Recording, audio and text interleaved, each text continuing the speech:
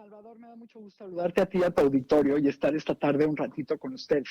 Muchas gracias. Y junto con María Elena está Rodrigo Soto, abogado y consultor experto en seguridad nacional. Rodrigo, qué gusto saludarte de nuevo. Buenas tardes. Buenas tardes, Salvador. Un gusto saludarte también a ti y a todo tu auditorio. Pues a ver, comencemos con la que fue la primer promesa de López Obrador en campaña. Vamos a pacificar al país. 2 años después, María Elena, ¿cómo andamos en este tema de la pacificación?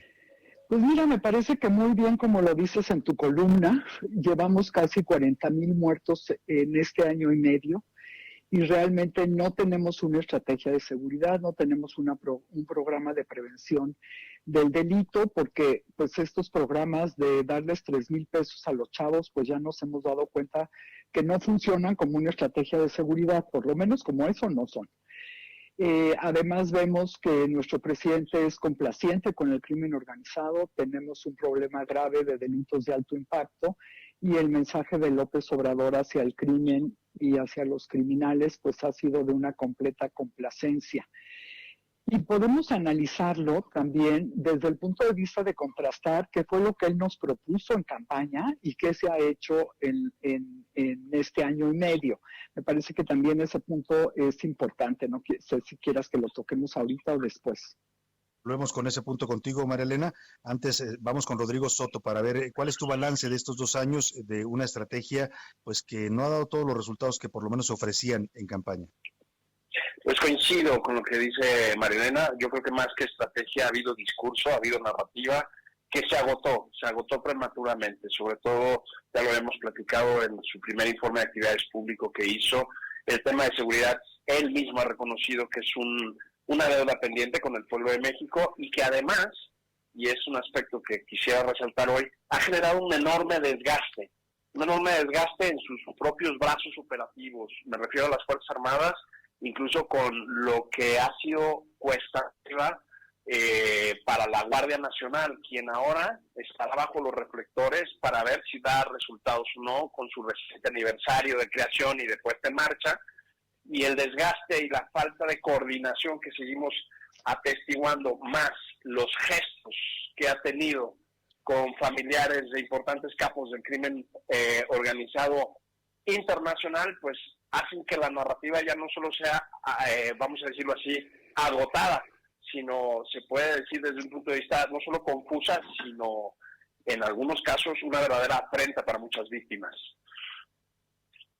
Duda, hablando de las víctimas, María Elena, tú querías retomar este punto donde te quedaste, pero te pregunto también, aunado a eso que vas a comentar, el tema de las víctimas, porque también de los compromisos de López Obrador, y yo lo recuerdo todavía como presidente electo, haciendo sus reuniones para la pacificación, reuniones, jornadas para la paz, algo así les llamaron, dijo que iba a atender encarecidamente a las víctimas. ¿Qué ha pasado en este tema? Mira, este tema es muy importante, Salvador. Estos 40,000 muertos que tenemos y además los miles de desaparecidos que hay en el país, pues estas personas confiaron en el presidente. De hecho, tuvimos algunas reuniones del presidente con estas víctimas y lo que hemos visto a lo largo del tiempo, y me parece súper doloroso decirlo, pero es así, el presidente no es empático con las víctimas.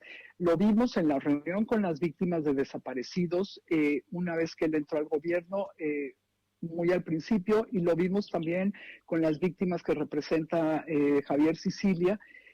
Pues el presidente no logra tener una empatía con las víctimas, así como es empático con los criminales. Es gravísimo que el presidente no muestre empatía con las víctimas y no muestre su deseo real de solucionar este problema. Yo no tengo duda que el presidente conoce todo el país, pero el presidente no cercano a las víctimas, y este es un problema gravísimo.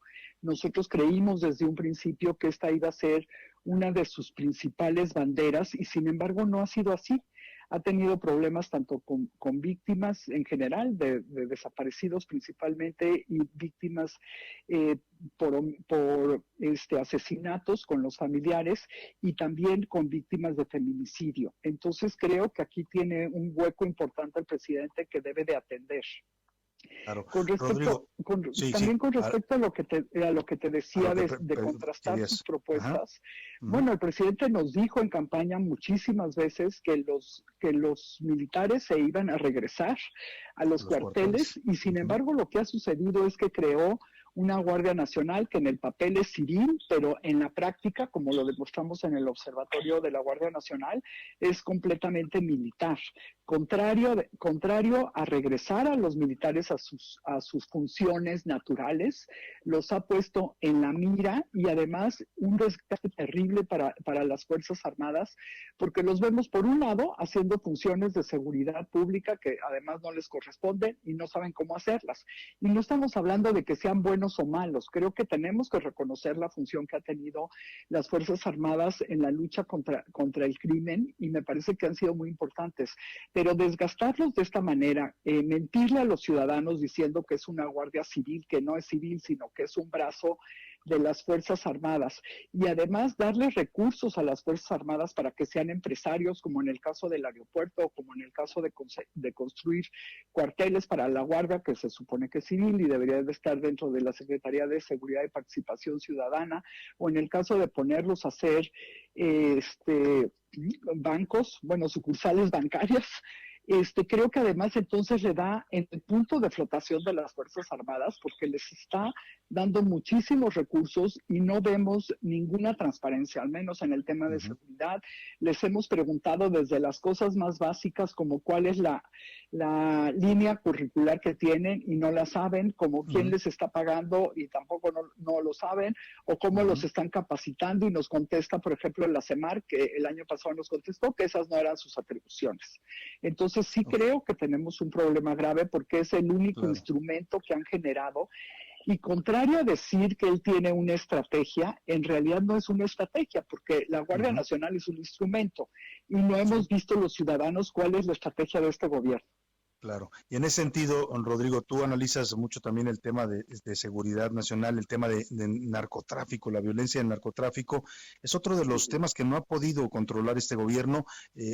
¿Qué hacer en ese sentido? Acabamos de ver un atentado como el que sufrió Omar García Harfuch, desafíos a los que el presidente responde con una promesa de que van a seguir igual las cosas con paz, dice. Efectivamente, yo me quiero centrar efectivamente en un enfoque prospectivo. ¿Qué viene? Necesariamente el presidente está obligado a hacer cambios. Está siendo obligado a hacer cambios. Ya no estoy pensando cara a la estrategia, sino cara a lo que a él le importa, que son las elecciones. Como bien se señala, el presidente es poco empático a las víctimas porque la víctima con la que es más empática es él mismo y sus correligionarios. En ese sentido, lo hemos podido comprobar también con otros sectores vulnerables, recientemente con temas de discriminación de género. Entonces, ¿qué es lo que viene? Tiene que hacer cambios pensando en que quiera mantener las posiciones listamente desde el punto de vista político para el 2021. En el tema del narcotráfico se tiene que atacar, sin ninguna duda, dos frentes. El corredor del fentanilo, desde Manzanillo hasta Estados Unidos, y de los precursores químicos, ese es un asunto donde se tienen que dar golpes fuertes y decisivos, pues porque los precursores químicos y las drogas sintéticas son más baratas de producir y más baratas de transportar logísticamente, y también se tiene que atacar, me parece a mí, el corredor centroamericano, porque pues ya hay datos de que hay cárteles, que los cárteles mexicanos están operando, están produciendo y están estableciendo corredores logísticos en países como Colombia. Entonces, estamos ante un fenómeno ya transnacional con presencia en el sudeste asiático, de tal manera que el poderío económico es muy grande. Al interior del país, pues tiene que escoger sus objetivos, como platicábamos la semana pasada, Salvador. Sí. Y en este sentido yo creo que se va a decantar por los gestos que hemos sido testigos, por combatir y ante la situación del viernes al cártel Jalisco Nueva Generación. De esa manera, pues hará una apuesta por tener un impacto y unas mejores cuentas que rendir, tratando de desarticular esta organización criminal. Pues estaremos, por supuesto, siguiendo esto. Les quiero preguntar a los dos, como especialistas en el tema, María Elena Morera, tú como activista ciudadana en este tema, ¿qué calificación le darías al desempeño de la seguridad de estos 2 años de López Obrador? ¿Del 1 al 10? Mira, no me gusta calificar, pero yo diría que el presidente no ha dado una respuesta a lo que los ciudadanos queríamos. Nosotros pedimos paz y mucha gente, como tú ya bien decías y como decía Rodrigo, se inclinó a votar por él precisamente porque daba un panorama completamente distinto, el cual en la realidad pues no ha sucedido. Y no agregaría también a lo que ya decía Rodrigo sobre el crimen organizado, que el presidente tiene que mandar un mensaje contundente en contra del crimen. Me parece que los criminales ya le mandaron un mensaje que ellos van por los balazos. El presidente no ha dado una respuesta de realmente privilegiar la inteligencia ni los golpes financieros, y tan es un hecho que sucedió lo del el viernes pasado en el atentado terrible que sufrió el secretario de Seguridad Pública, en el que murieron dos personas, dos de sus ayudantes y además una persona que desgraciadamente iba pasando por ahí.